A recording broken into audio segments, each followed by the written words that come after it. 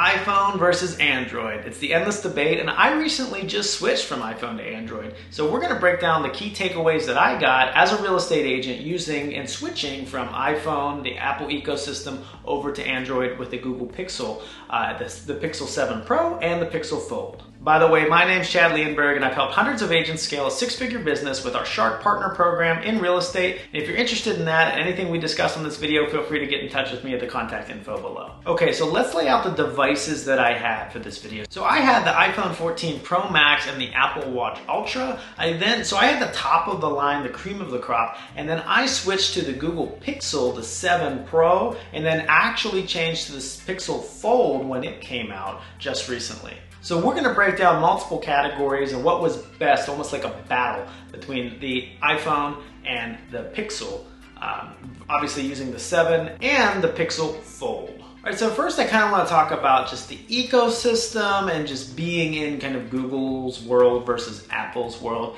So just a general rule of thumb that I've discovered is, Apple definitely works better. It's more seamless. There's less glitches, but it's very, narrow. This is the path that everybody has to take. So that could be beneficial, and it was for me for years, but as I started to just try a bunch of different things, a bunch of different tech, I wanted more, and especially as starting to create more, I needed more options. So Google was so much more versatile. Even take TVs at home, for example. With Apple, I was basically stuck if it worked with HomeKit. With Google, it didn't even have to plug into Google Home. The app for LG or Sony or whatever it was would appear on my phone, and a remote would pop up at the top of my notifications bar. So that's just showing it in a home example, but just the ecosystems in general, I would say Apple is just this is the path, it's the only path that's simple and it's easy, which for years I needed, but once I needed to expand and kind of change and create and use different things, I needed Google because it was so much more versatile. And as a real estate agent, and really when I started to grow and scale my business, I needed a lot of different apps, a lot of different options, a lot of different tech. And having the Google, the Android, the Pixel environment was much more workable with that instead of me fighting Apple. So ultimately though, I would say it just comes down, if you need simplicity, if you're not, very techy and stuff like that, Apple is going to, give you that simple path to follow. But if it doesn't work, it doesn't work. Whereas Google or Android, it was much more open and flexible. There's always a way to make it work, but it might take 10 steps. So ultimately for me in ecosystems, the Pixel was a win because it was more open and flexible to the various things I was doing. All right, so as a real estate agent, we text a lot. And that's one thing I want to break down the differences of. So on iPhone, obviously you're blue. You get to see all of the iMessage features, and it's advantageous, especially if you're working with clients or agents. You get to see when they're typing. It's easy to do the reactions and whatnot.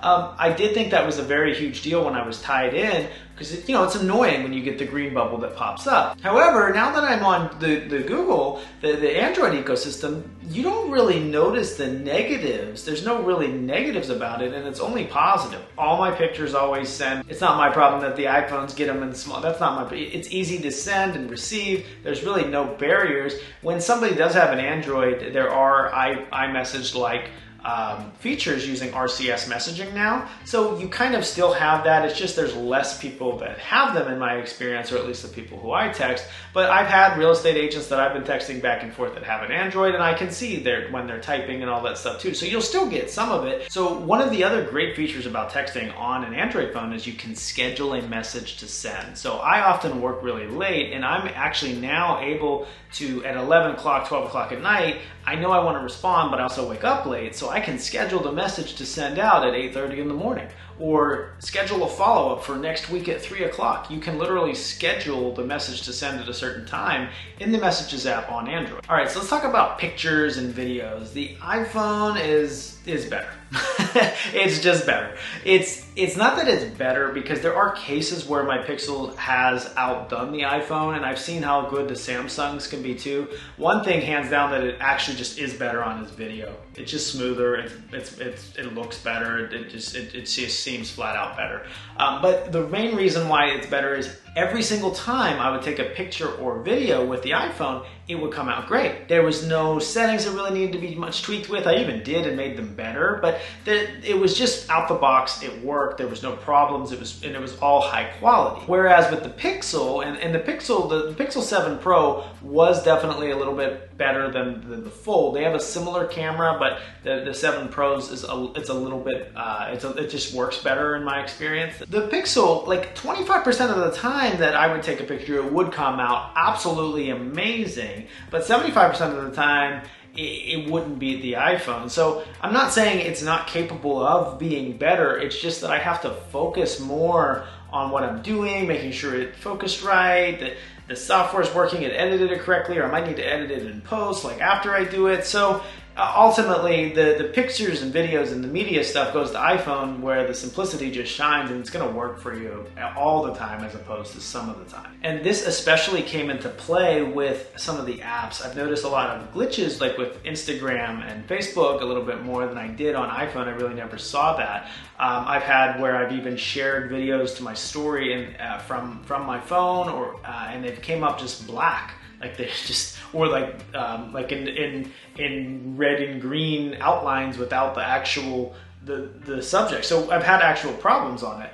They were minor, and I have way more benefits personally that have outweighed some of that stuff. But this is a clear winner for iPhone for me. So email, the apps are generally the same on both. Obviously, Apple's Mail app is a little bit unique.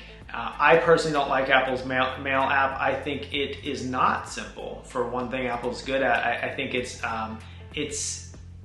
easy to miss things in Apple's Mail app because everything looks too uniform, in my opinion. And then the Gmail app on Google, at least at the time of this video, I've enabled the beta where I can actually have it write emails for me using AI. So with the ability to basically come in here, hit help me write, and I could say, and I'm also going to use the voice transcription because it's great on the Google phone. Please write me an email to request my money back for lost bags using Southwest. And then I just hit create, and that's going to type out an email for me that I can just simply just hit insert. I mean, obviously you can use ChatGPT, but just putting that built in like that, that's where Google has more forward-thinking features, more AI features built into their platform, whereas iPhone waits, until it's been out for 3 or 4 years, and it works perfectly, which totally makes sense. But for me, I wanted those earlier, so that's why email gets the win, because Google has a better UI, and it has features, if you enable them, that can expand your email. So now, notification management, this is something where I thought Apple was better. And the reason why I thought it was better, so if you drag down from the top right corner and you press and hold on the focus mode, there's different modes, and I actually set and customized all these.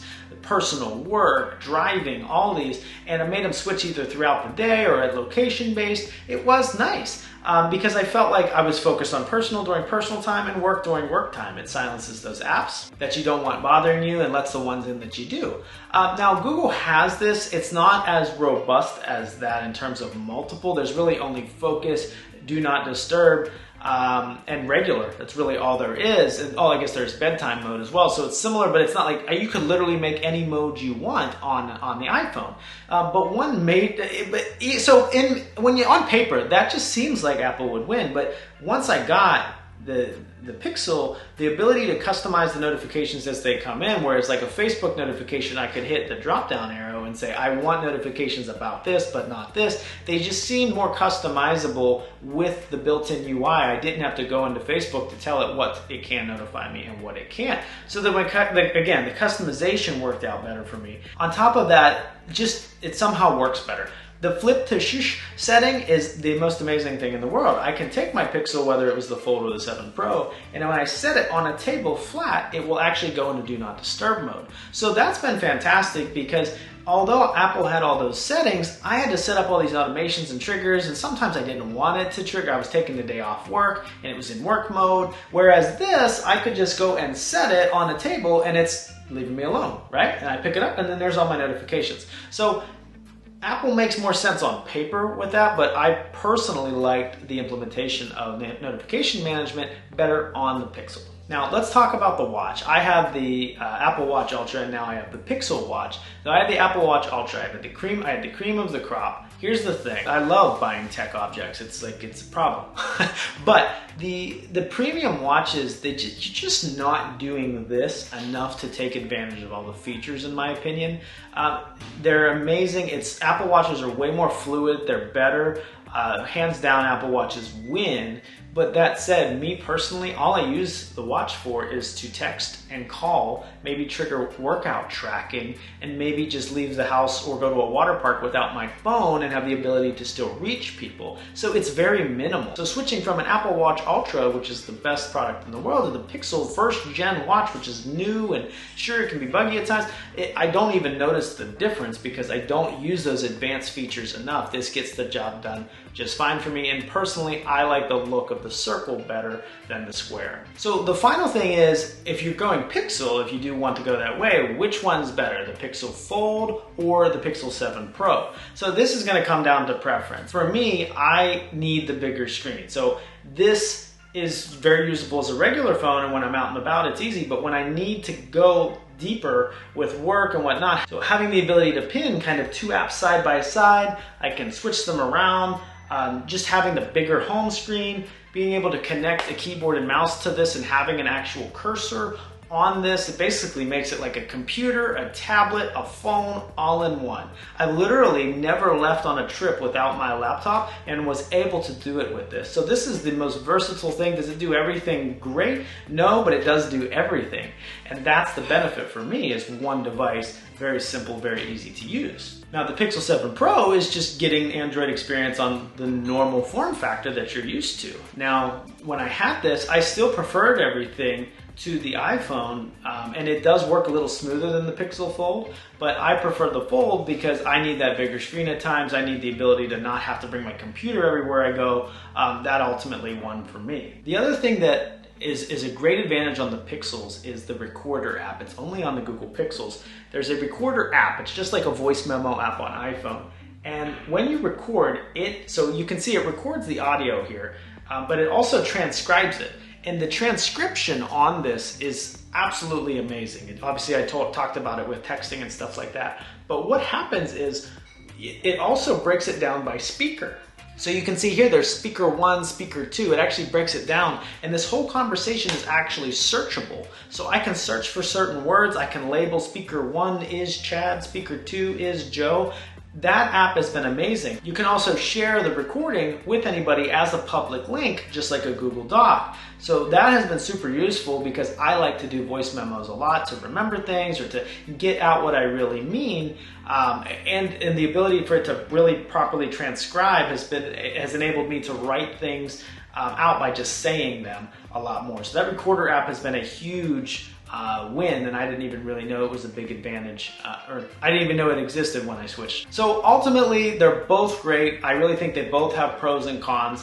I think the simple answer to which one is right for you is, if you want simple, easy to use, always works, no problems, no tech battling, and really are big on video and pictures and you don't want to buy another camera or something like that, iPhone is the way to go.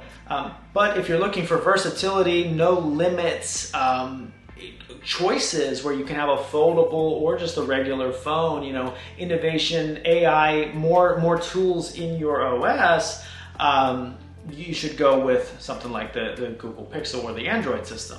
So, but after, you know, there's no clear-cut winner. It depends on the person, in my opinion, now that I've been heavily in both. So anyway, I hope that video was valuable. But also, if you need lead generation as a real estate agent, we do have a masterclass. You can see in the description below, we have that masterclass down there on our 6-figure funnel training. So definitely go check that out. It's totally free to watch. But thanks for tuning into this video. I hope it was valuable and helped you decide on which one to stay with or which one to go to. If you can, like and subscribe to my channel, where we post tons of real estate tips, hacks, trips, and opinions to help you level up and scale your real estate business. So thanks for tuning in, and I'll see you at the top.